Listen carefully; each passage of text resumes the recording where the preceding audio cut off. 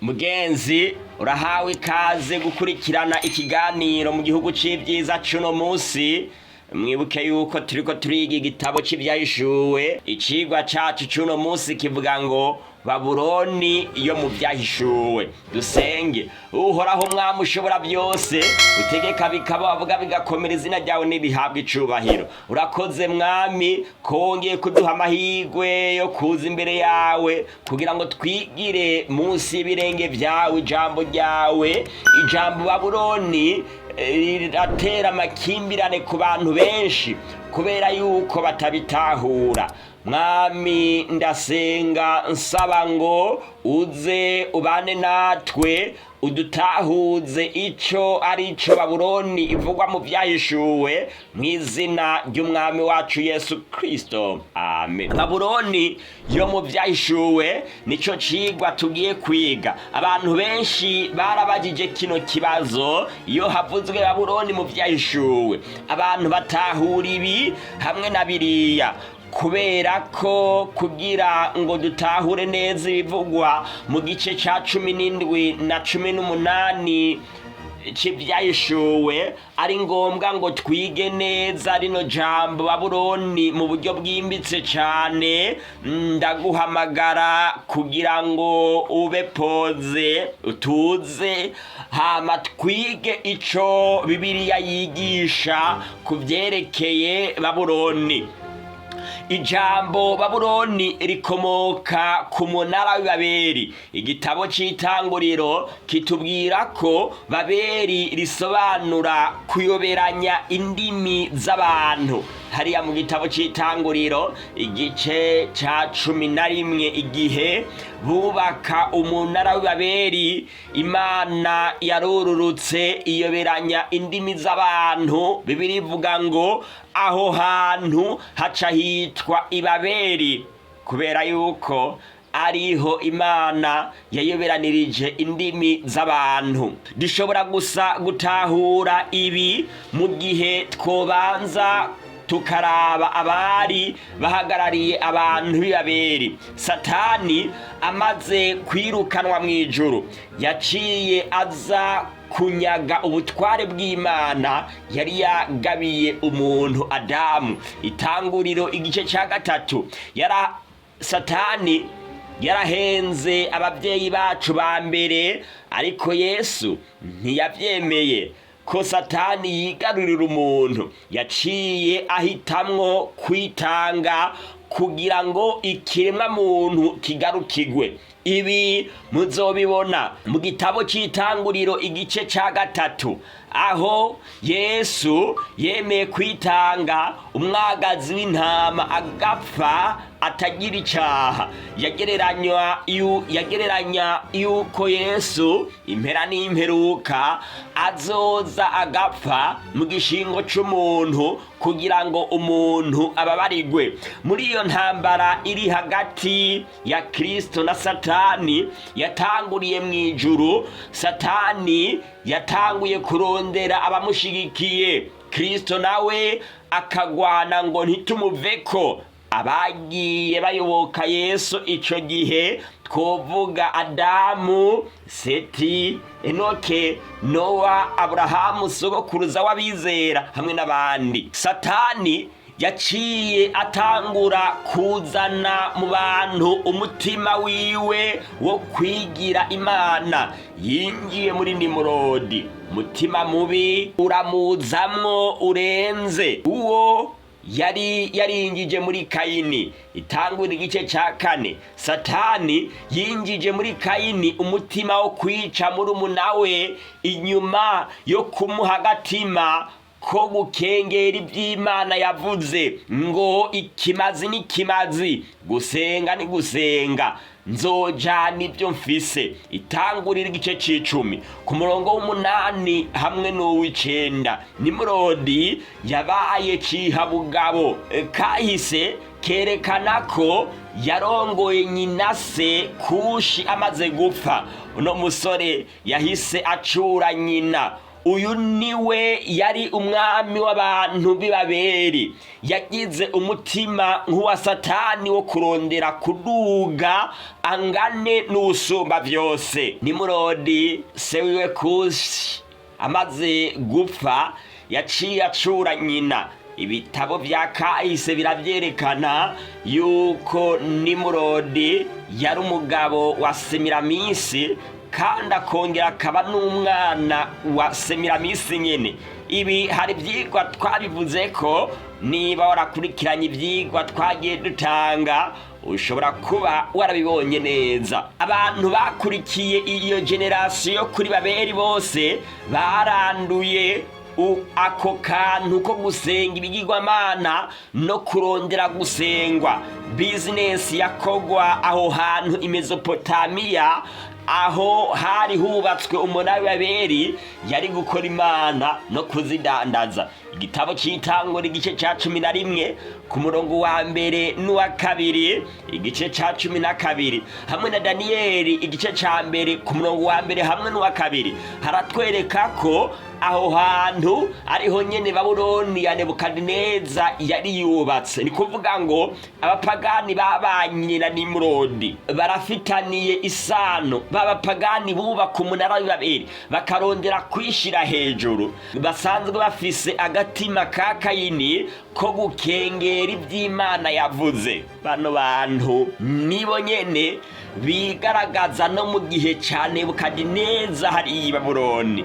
Ngiyo Babuloni, irembo ry'imana nyinshi, idini rihuza abapagani bose, idini ya Satani koko. Iyo tuvuze Babuloni twumva idini ya Satani. Satani idini yazanye kw'isi arizanye uhereye kera hose. Idini rya Babuloni ryari rigizwe no gusenga ibigirwamana, kurondera kwigira imana no gushaka gusenga imana nk'uko byishakiye. Ibi nivyo vyagiye biranga abantu bagiye baharugwa muri Babuloni ya kera muri kahise. Nitwavuga rero ijambo Babuloni, ndizera ntakekeranya yuko mugenzi uriko urakurikirana kino cigwa umaze kuritahura neza. Babuloni bisobanura ngo irembo ry'imana nyinshi. Iyo tuvuze Babuloni twumvamwo abantu basenga ibigirwamana. Iyo tuvuze Babuloni twumvamwo abantu barondera kwigira imana. Iyo tuvuze Babuloni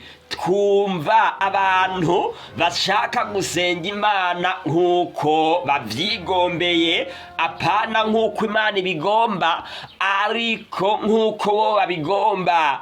Ubu rero turashobora kubandanya kugira ngo twumve noneho ico Bibiliya mu gitabo c'Ibyahishuwe ico iba iriko iravuga mu gihe ivuga Babuloni. Igihe twaraba ubusobanuro kw'ishengero rya Perugamo mu Byahishuwe igice ca 2 ku murongo wa 14, twarabonye ube gito bw'abari barongoye ishengero rya Yesu igihe ca Konstantino. Aba nibo bari bicaye ku ntebe ya Petero, bari abasubirizi ba Petero koko. Bano twarabonye ukuntu bahevye Yesu bakagenda gusaba ubupagani, maze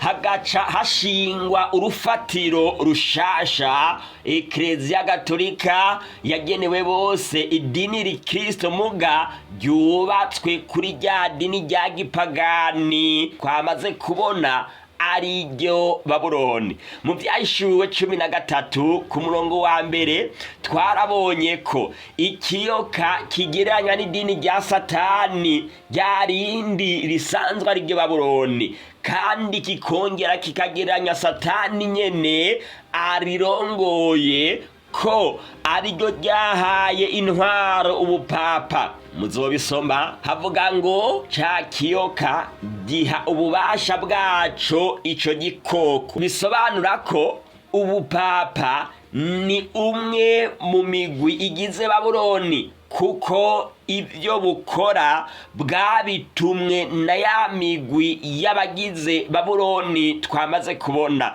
naho abarongozi n'abandi bakristo benshi bahenzwe na Konstantino, ariko abakristo b'ukuri bobo bararinzwe, ayo manyanga ntibifatanya nayo. Yesu mu kwerekana ukuntu Gatolika yavutse biciye mu kwiyambika ubukristo ku bapagani, yabigereranya no kuza k'umwami kazi Yezebeli wa Ahabu mu Bwisirayeli. Ivyahishuriwe igice ca 2 ku murongo wa 20, Abami igitabo ca mbere c'Abami igice ca 16.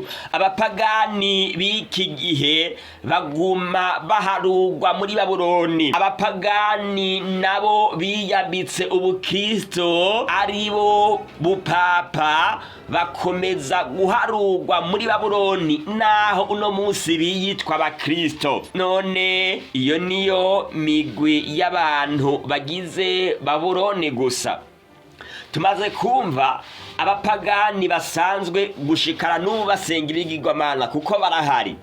Hakabaho n'abapagani igihe ca Konstantino biyambitse ubukristo bagashinga idini rya gikristo, ariko indana n'abapagani mu gihe ca Konstantino arigo twovuga yuko ari idini rikomeye, urufatiro rukomeye rwa Satani rwiyitwa abakristo, ariko basanzwe ari bapagani. Iryo dini rikaba ryiswe Eklezia Gatolika yagenewe bose.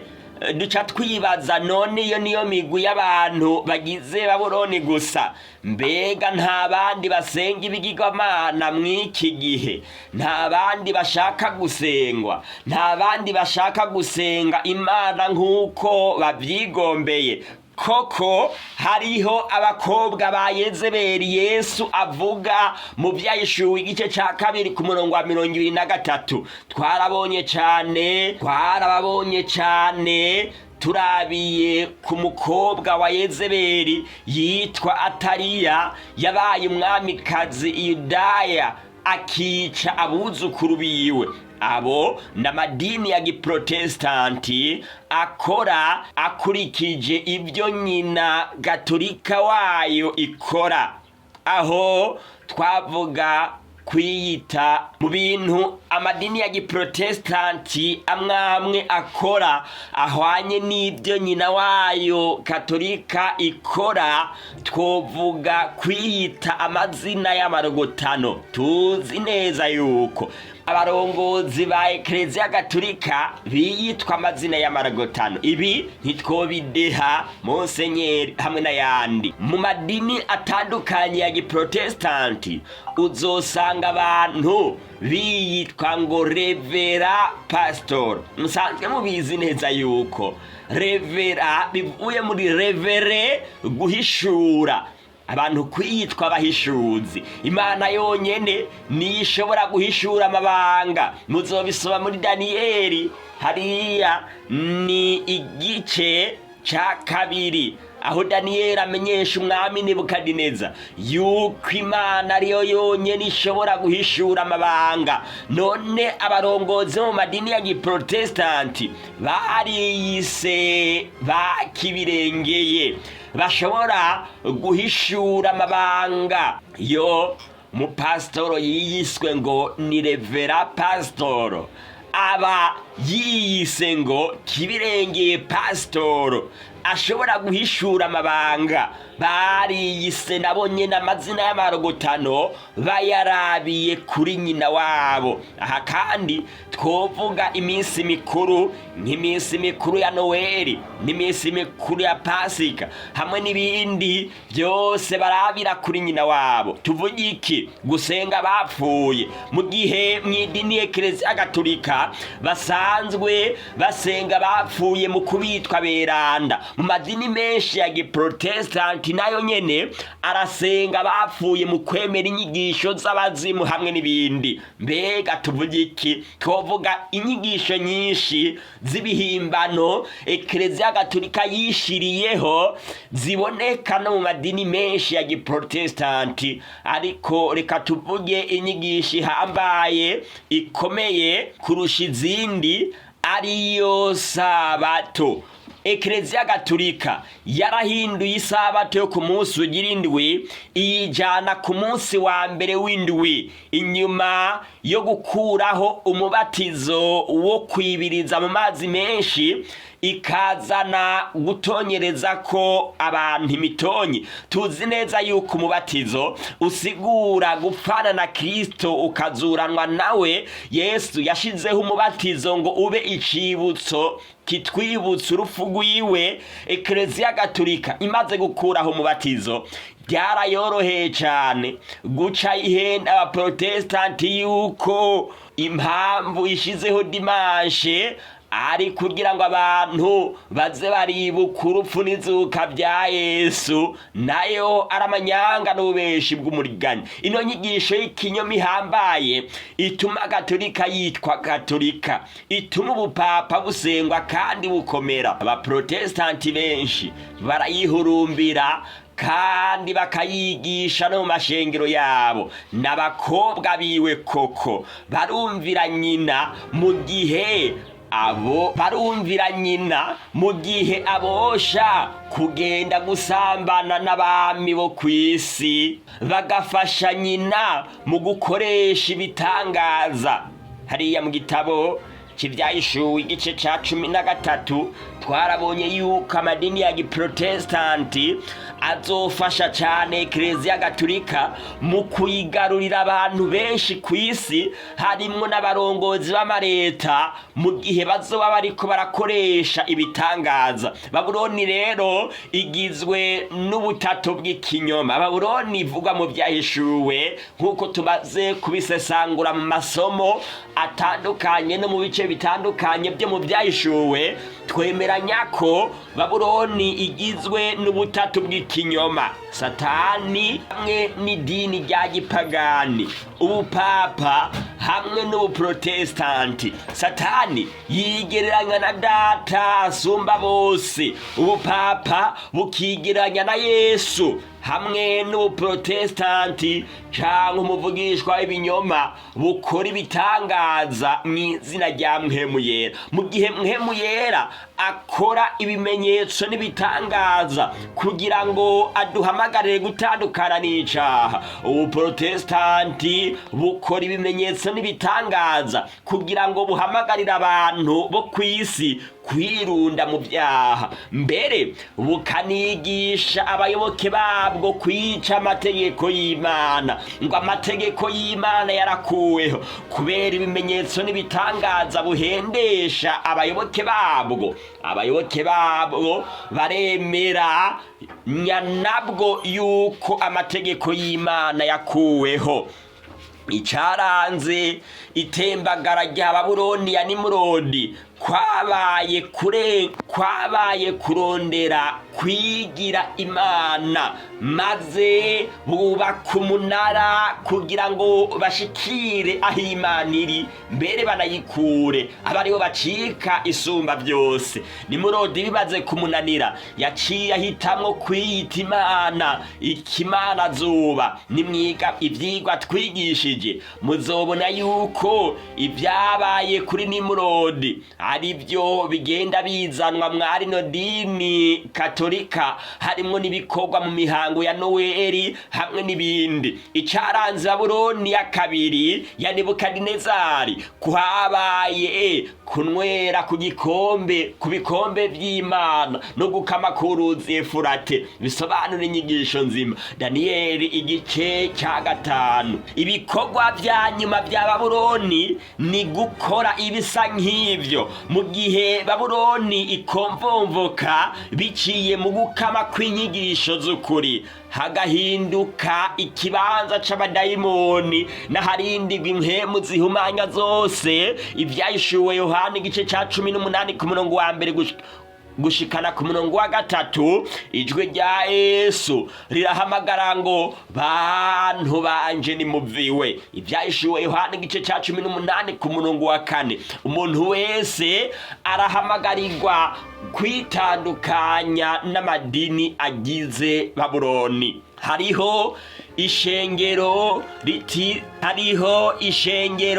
ritazivanga muri Babuloni. Yesu yavuze ko arabasigaye bafise ukwizera nk'ukwiwe, bamaze kugira ukwizera nk'ukwiwe bakitondera amategeko y'Imana. Ivyahishuriwe Yohana igice ca 14 ku murongo wa 12. Ivyahishuriwe Yohana igice ca 12 ku murongo wa 17 haravuga ibiranga abo bantu bafise kwizera nk'ukwa Yesu kandi basigaye bitondera amategeko y'Imana. Bibiliya ivuga ngo bafise ibishingira Yesu ntahe, kandi mu gice ca 19 havuga ko ibishingira Yesu ntahe ari impwemu buhanuzi.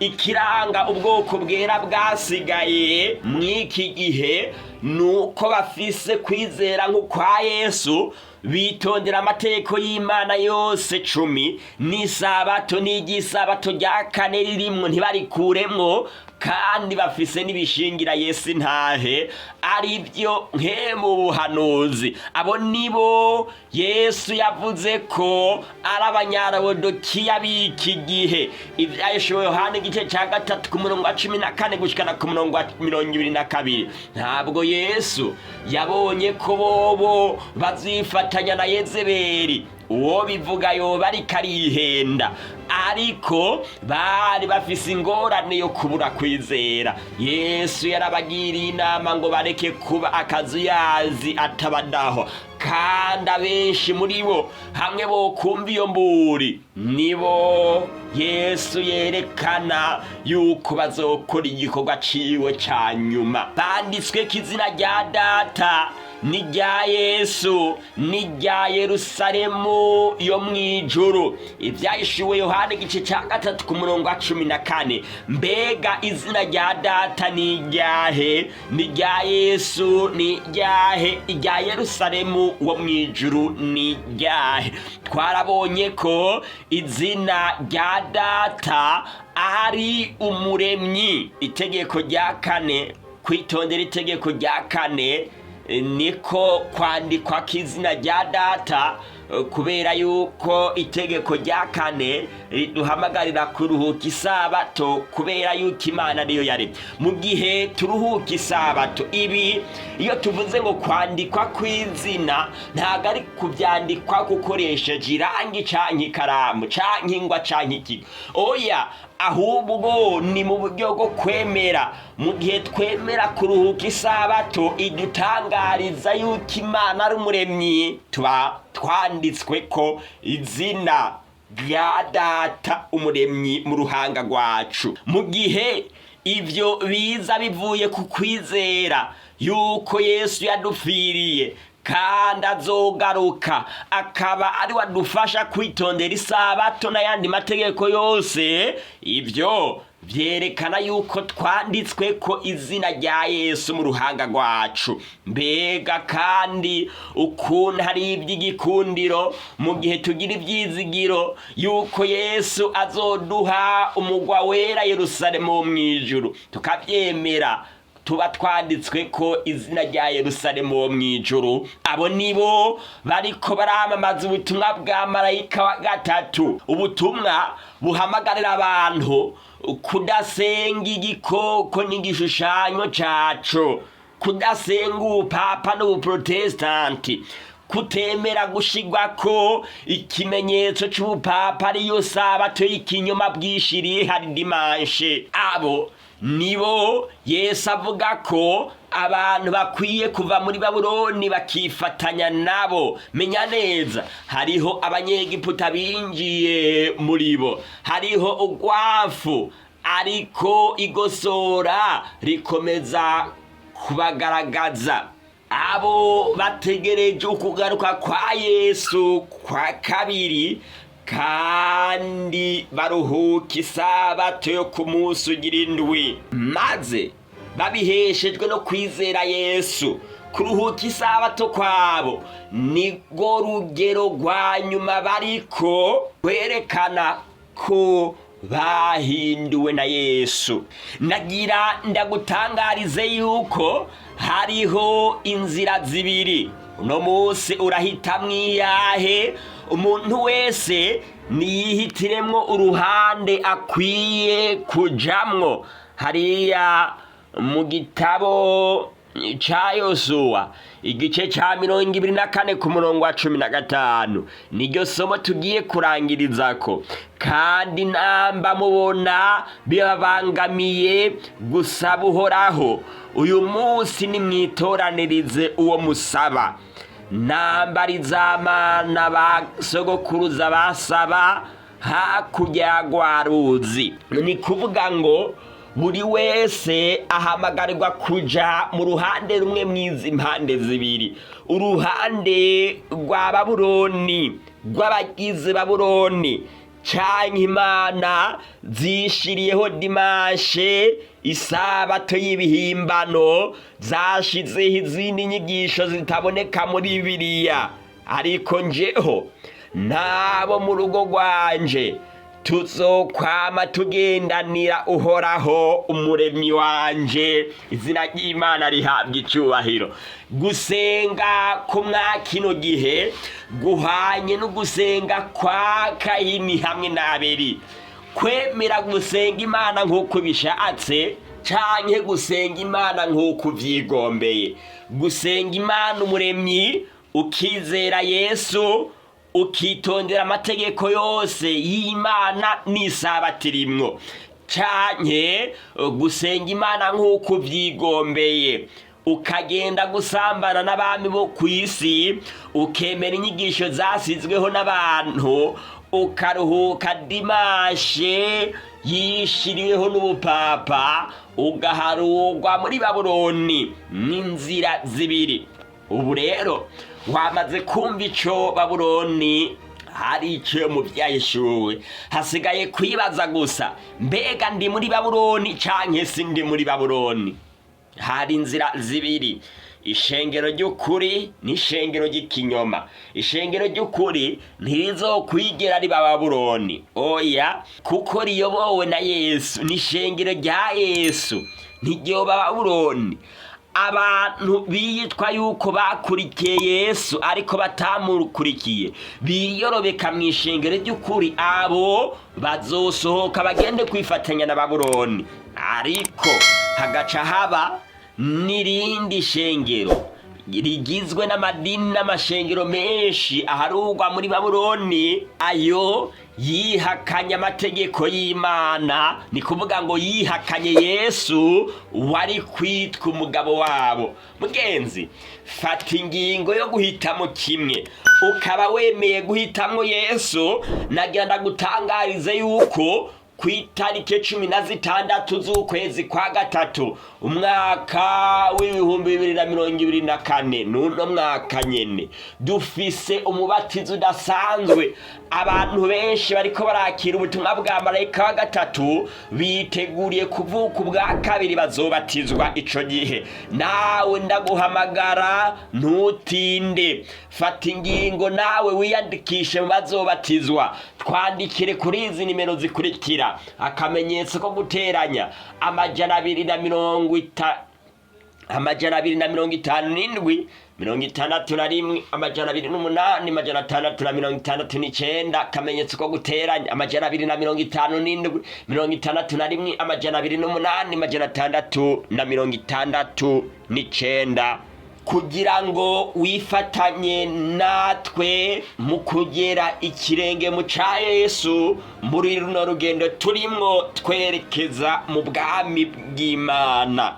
Anje umusavyi w'Uhoraho ngiye kukugirira isengesho ridasanzwe. Uhoraho mwami ushobora vyose, utegeka bikaba, wavuga bigakomeza, izina ryawe nirihabwa icubahiro. Urakoze kuba uhejeje kudutahuza icarico Babuloni. None mwene data amaze kumva ijwi ryawe rimuhamagara, afashe ingingo yo kubatizwa. Mwami nanje ndamusengeye ukwizera kwiwe ntiguhere, niyamara kubatizwa azocika igikoresho cawe mu kugarukana abandi bazimiriye muri Babuloni. Kandi mwami, ndasengeye n'uyagikekeranya, mbere n'uyagifise umutima ukomantaye, kugira ngo mwami bose uboroshe bakire kuno kuri, bakizwe nabo nyene biyandikishe ku rutonde rw'abazobatizwa nk'abandi. Bagushasha umutima w'abantu bose bakurikirana bino biganiro.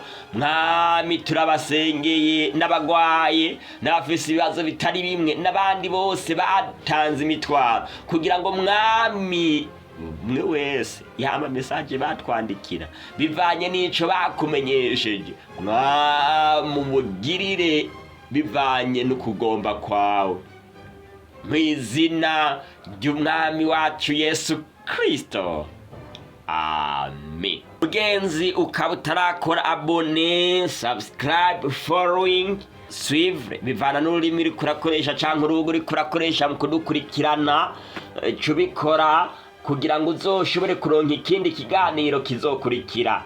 Tukwibutse ko bino biganiro biraboneka misi yose ya gatanu isaha 12 z'agatondo, ni misi yose y'isabato isaha 8:30 z'umuhingamo. Ntiwibagire gukora partage kugira ngo buno butumwa bushike no ku bandi. Yesu aguha umugisha, aguhe kwama umwizeye ibihe byose.